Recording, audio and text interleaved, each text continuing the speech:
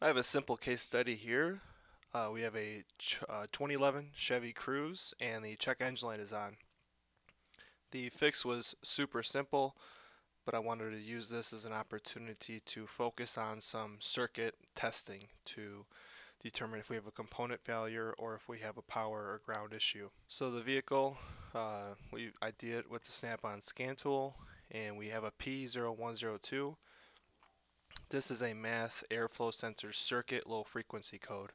Anytime we have a code, it's always important to understand the description, and in this case we're seeing it as a circuit code. While I have the scan tool up, I'm going to go ahead and pull up the data list and see what we have for mass airflow sensor data. And we are not registering anything, so it's no wonder the computer thinks this is a low frequency because it's not really seeing anything for the mass airflow sensor. At this point, we're going to go ahead and do some testing at the sensor level. So here is the diagram for the vehicle. It's a redrawn diagram to focus on the components themselves. You can see we have a combo mass airflow sensor and intake air temperature sensor. The ECM has two circuits where they have power, a resistor, a sensing circuit, and then a ground through the sensor. This box right here represents the actual mass airflow sensor components. This is just the way GM gives it to us. They basically give us a box, no inner workings. But what we can learn from this diagram is that it gets fused power. So that's important to understand. That's not a 5-volt reference. That's fused power and a ground to operate the mass airflow sensor. And then this would be the signal wire. So the mass airflow sensor will ground the 5 volts, and the computer will be able to see that on the sensing circuit.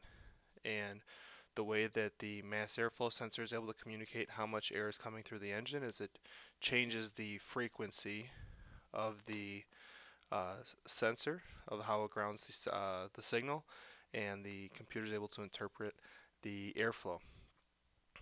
So we're going to hook up an oscilloscope to this, and I'm going to have another video that goes much further into depth on scoping a mass airflow sensor. But for us today, we're going to hook up the scope. The positive lead will be hooked up at the mass airflow sensor signal wire, and then the negative lead will be hooked up. So what's important to understand is anytime we do a test, and we're going to do this for every test we do, we should have an expectation. So what are our expected results? So this is a known good mass airflow sensor from a GM, and we are expecting a 0 to 5 volt waveform, a 0 to 5 volt frequency waveform. It's important to have expectations because otherwise we have no way to interpret our test results.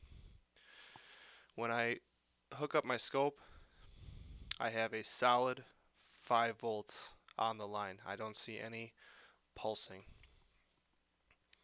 So now let's figure out what do we know so far. So we're going to come back to this diagram and start labeling what we know. Right here we have 5 volts at all times. We can assume at this point that the 5 volt reference inside the PCM, this resistor, and all of this wiring up to the sensor is good.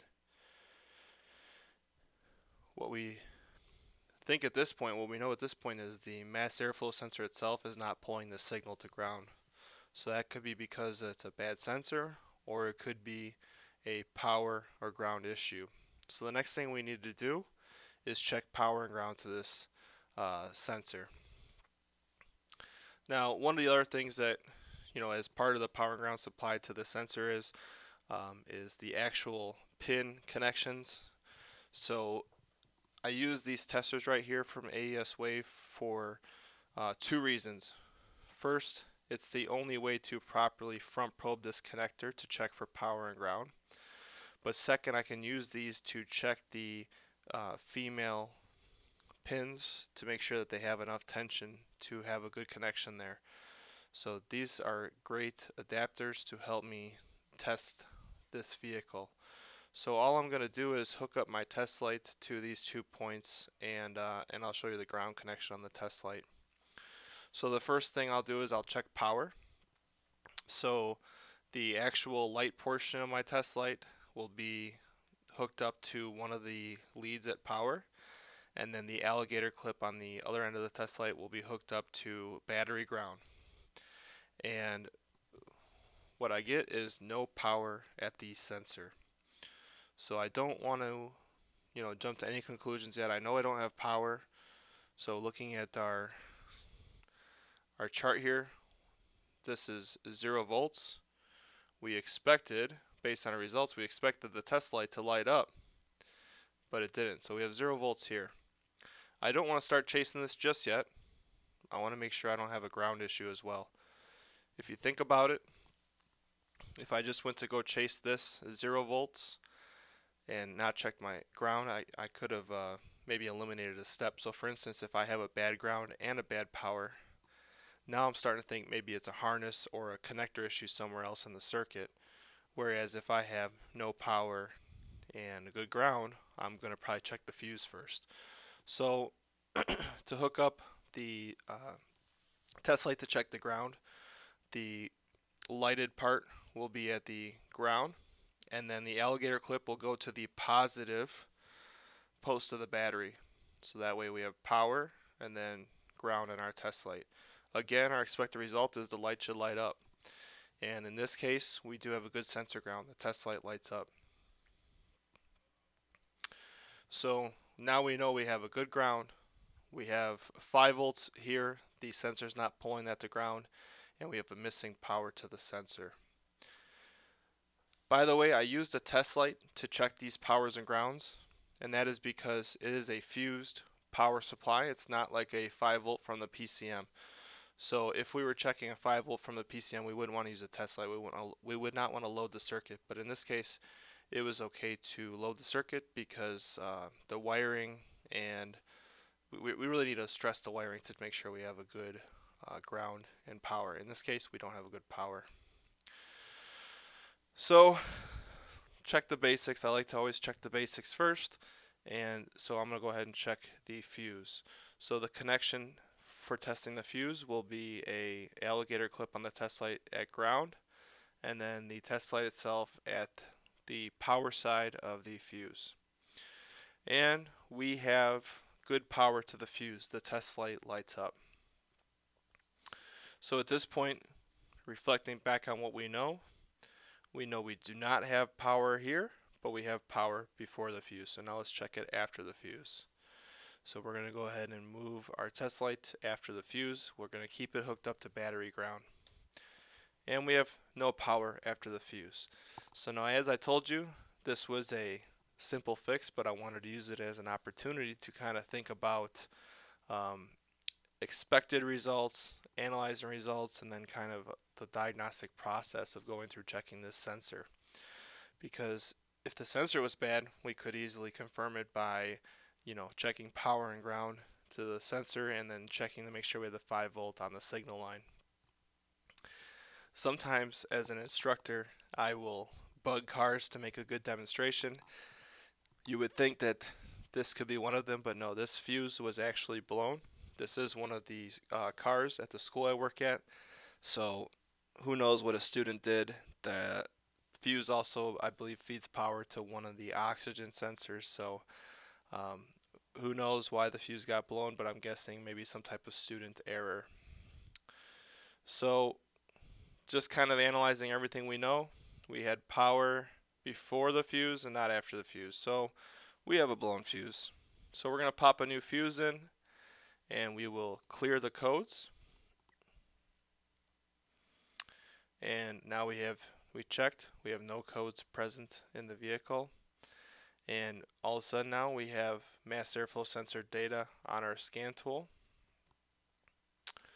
And now we have an actual 0 to 5 volt waveform. I'm zoomed way out, that's why you see this blurred together here.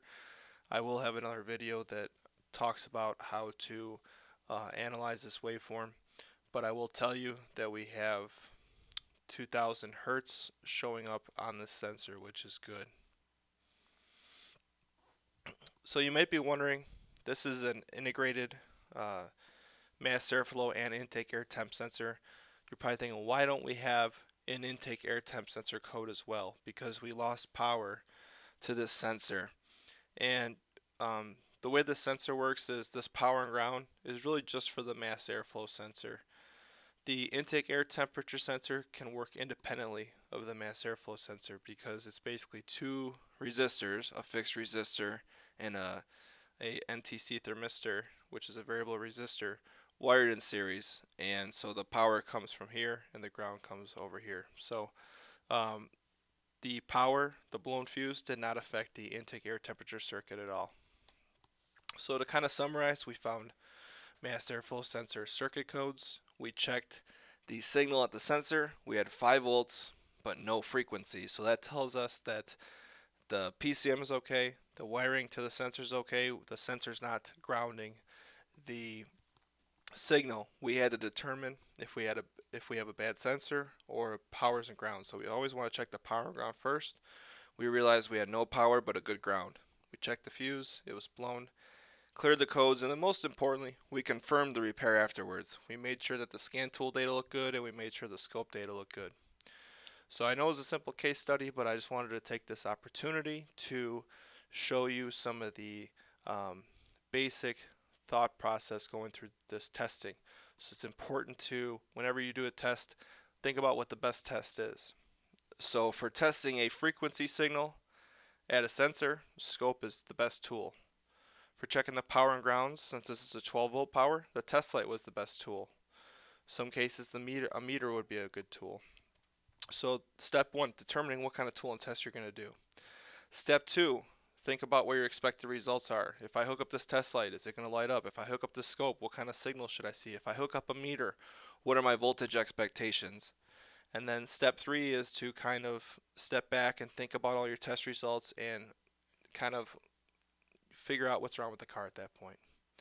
So check out, pretty soon I'll be putting up a video that goes, this is very basic, I'm going to put up a very advanced video on mass airflow sensor diagnostics, including using some MAF channels on the Pico and using some frequency functions on the Pico scope as well.